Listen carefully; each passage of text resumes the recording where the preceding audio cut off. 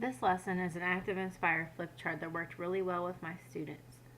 It gave them the opportunity to visually see what it means to be an equivalent ratio, and that it's actually a ratio is more of a group that gets repeated. And I'm going to take you through a few of those problems now.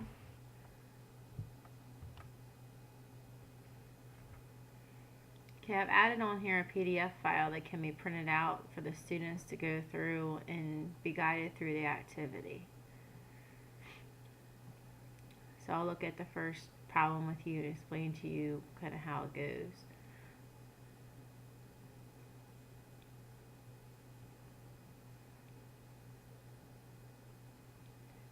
This first problem asks, if the pattern had 12 green blocks, how many blue blocks would there be?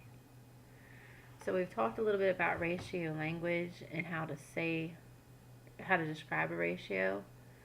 So the students already know that this is a 5 to 4 ratio. There's 5 blue squares to 4 green squares, or they could have said 4 green squares to 5 blue squares, however they wanted to say it. Okay, so they need to get 12 green blocks. So they start to see that they have to get that many shapes.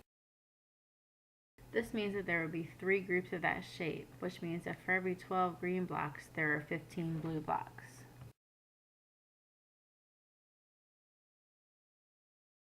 It goes through, there's quite a few problems like that where they can actually click and drag, and then it gets into some other problems where it's less interactive, where they have to figure it out.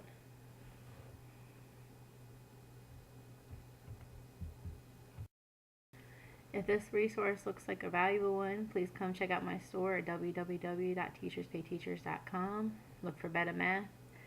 And if you like the other things that you see there, please feel free to follow me. I post things frequently.